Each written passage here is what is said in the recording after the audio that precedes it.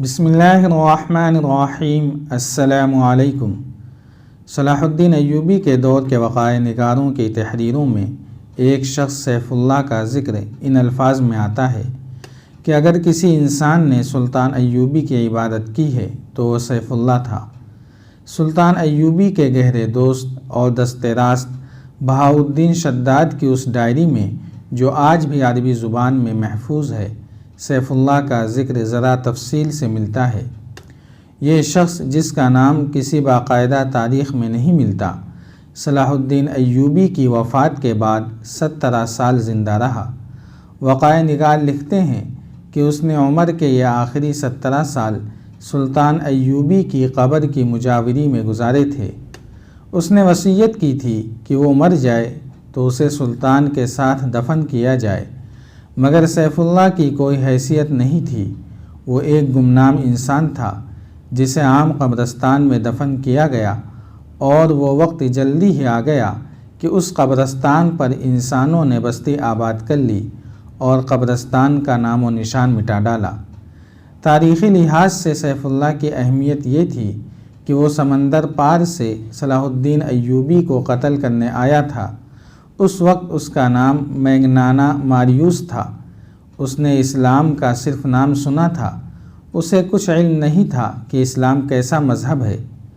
صلیبیوں کے پروپیگنڈے کے مطابق اسے یقین تھا کہ اسلام ایک قابل نفرت مذہب اور مسلمان ایک قابل نفرت فرقہ ہے جو عورتوں کا شیدائی اور انسانی گوشت کھانے کا عادی ہے۔ لہٰذا میگنانا ماریوس جب کبھی مسلمان کا لفظ سنتا تھا تو وہ نفرت سے تھوک دیا کرتا تھا۔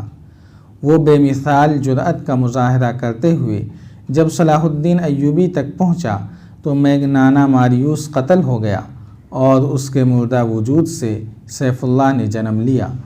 تاریخ میں ایسے حکمرانوں کی کمی نہیں جنہیں قتل کیا گیا یا جن پر قاتلانہ حملے ہوئے، لیکن صلاح الدین ایوبی تاریخ کی ان معدود چند شخصیتوں میں سے ہے جسے قتل کرنے کی کوششیں دشمنوں نے بھی کیں اور اپنوں نے بھی، بلکہ اپنوں نے اسے قتل کرنے کی غیروں سے زیادہ سازشیں کیں۔ یہ امر افسوسناک ہے کہ سلطان ایوبی کی داستان ایمان افروز کے ساتھ ساتھ ایمان فروشوں کی کہانی بھی چلتی ہے۔ اسی لیے صلاح الدین ایوبی نے بارہا کہا تھا، تاریخ اسلام وہ وقت جلدی دیکھے گی جب مسلمان رہیں گے تو مسلمان ہی، لیکن اپنا ایمان بیچ ڈالیں گے اور صلیبی ان پر حکومت کریں گے۔ آج ہم وہ وقت دیکھ رہے ہیں۔ سیف اللہ کی کہانی اس وقت سے شروع ہوتی ہے جب سلطان ایوبی نے صلیبیوں کا متحد بیڑا بحیرہ روم میں نظر آب و آتش کیا تھا۔ ان کے کچھ بحری جہاز بچ کر نکل گئے تھے۔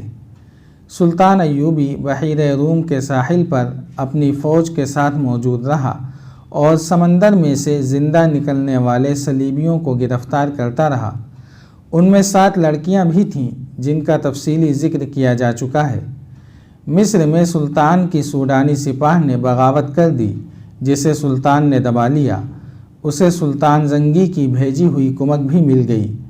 وہ اب صلیبیوں کے عزائم کو ختم کرنے کے منصوبے بنانے لگا۔ بحیرہ روم کے پار روم شہر کے مضافات میں صلیبی سربراہوں کی کانفرنس ہو رہی تھی۔ ان میں شاہ اگسٹس، شاہ ریمانڈ اور شہنشاہ لوئی ہفتم کا بھائی رابرٹ بھی تھا۔ اس کانفرنس میں سب سے زیادہ قہر و غضب میں آیا ہوا ایک شخص تھا جس کا نام ایملرک تھا۔ وہ صلیبیوں کے اس متحدہ بیڑے کا کمانڈر تھا جو مصر پر فوج کشی کے لیے گیا تھا، مگر صلاح الدین ایوبی ان پر ناگہانی آفت کی طرح ٹوٹ پڑا اور اس بیڑے کے ایک بھی سپاہی کو مصر کے ساحل پر قدم نہ رکھنے دیا۔ مصر کے ساحل پر جو صلیبی پہنچے وہ سلطان ایوبی کے ہاتھ میں جنگی قیدی تھے۔ صلیبیوں کی کانفرنس میں ایملرک کے ہونٹ کانپ رہے تھے۔ اس کا بیڑا غرق ہوئے 15 دن گزر گئے تھے۔ وہ 15ویں دن اٹلی کے ساحل پر پہنچا تھا۔ سلطان ایوبی کے آتشی تیر اندازوں نے اس کے جہاز کے بادبان اور مستول جلا ڈالے تھے۔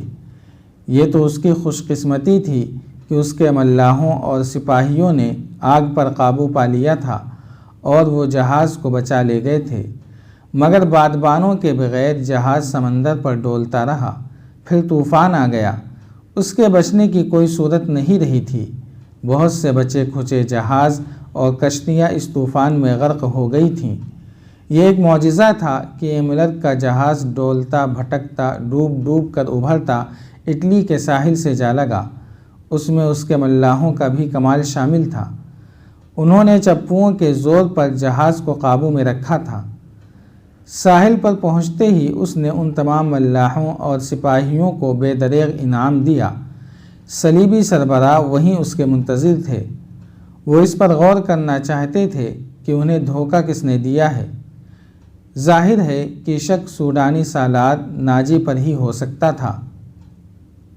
اسی کے خط کے مطابق انہوں نے حملے کے لیے بیڑا روانہ کیا تھا، مگر ان کے پاس ناجی کا تحریری رابطہ پہلے بھی موجود تھا۔ انہوں نے ناجی کے اس خط کی تحریر پہلے 2 خطوں سے ملائی تو انہیں شک ہوا کہ یہ کوئی گڑبڑ ہے۔ انہوں نے قاہرہ میں جاسوس بھیج رکھے تھے، مگر ان کی طرف سے بھی کوئی اطلاع نہیں ملی تھی۔ انہیں یہ بتانے والا کوئی نہ تھا کہ صلاح الدین ایوبی نے ناجی اور اس کے سازشی سالاروں کو خفیہ طریقے سے مروا دیا اور رات کی تاریکی میں گمنام قبروں میں دفن کر دیا تھا، اور صلیبی سربراہوں اور بادشاہوں کے وہم و گمان میں بھی یہ بات نہیں آ سکتی تھی کہ جس خط پر انہوں نے بیڑا روانہ کیا تھا وہ خط ناجی کا ہی تھا، مگر حملے کی تاریخ سلطان ایوبی نے تبدیل کر کے لکھی تھی۔ جاسوسوں کو ایسی معلومات کہیں سے بھی نہیں مل سکتی تھیں۔ یہ کانفرنس کسی نتیجے پر نہ پہنچ سکی۔ ایملر کے منہ سے بات نہیں نکلتی تھی۔ وہ شکست خوردہ تھا، غصے میں بھی تھا اور تھکا ہوا بھی۔ کانفرنس اگلے روز کے لیے ملتوی کر دی گئی تھی۔ رات کے وقت یہ تمام سربراہ شکست کا غم شراب میں ڈبو رہے تھے۔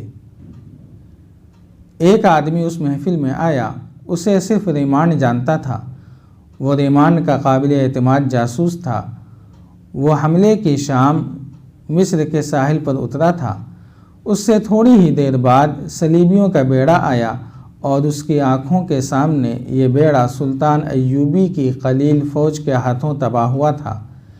یہ جاسوس مصر کے ساحل پر رہا اور اس نے بہت سی معلومات مہیا کر لی تھیں۔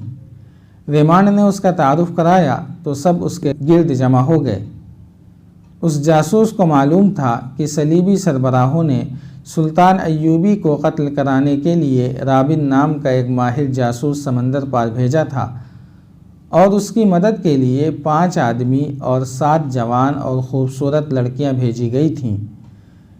اس جاسوس نے بتایا کہ رابن زخمی ہونے کا بہانہ کر کے صلاح الدین ایوبی کے کیمپ میں پہنچ گیا تھا۔ اس کے 5 آدمی تاجروں کے بھیس میں تھے۔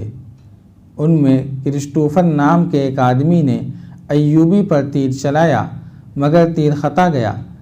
5 آدمی پکڑے گئے اور 7 لڑکیاں بھی پکڑی گئیں۔ انہوں نے کہانی تو اچھی گھڑ لی تھی۔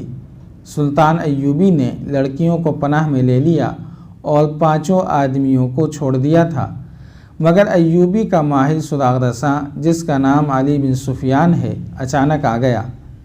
اس نے سب کو گرفتار کر لیا اور 5 میں سے ایک آدمی کو سب کے سامنے قتل کرا کے دوسروں سے اقبال جرم کروا لیا۔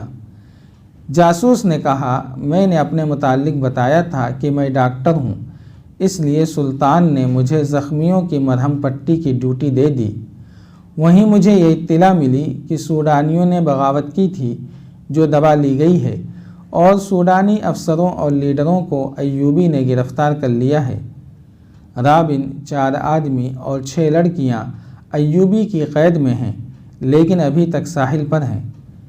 7ویں لڑکی جو سب سے زیادہ ہوشیار ہے لاپتہ ہے۔ اس کا نام موبینہ التلاش ہے، موبی کہلاتی ہے۔ ایوبی بھی کیمپ میں نہیں ہے اور اس کا سراغ رساں علی بن سفیان بھی وہاں نہیں ہے۔ میں بڑی مشکل سے نکل کر آیا ہوں۔ بہت زیادہ اجرت پر تیز رفتار کشتی مل گئی تھی۔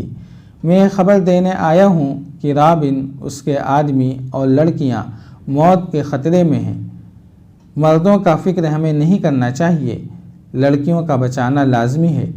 آپ جانتے ہیں کہ سب جوان ہیں اور چنی ہوئی خوبصورت ہیں، مسلمان ان کا جو حال کر رہے ہوں گے اس کا آپ تصور کر سکتے ہیں۔ ہمیں یہ قربانی دینی پڑے گی۔ شاہ اگسٹس نے کہا۔ جاری ہے۔ اگر آپ کو یہ قسط وار سلسلہ پسند آ رہا ہے تو لائک، شیئر اور کمنٹ کے ذریعے ہماری حوصلہ افزائی کریں۔ جزاک اللہ خیرا۔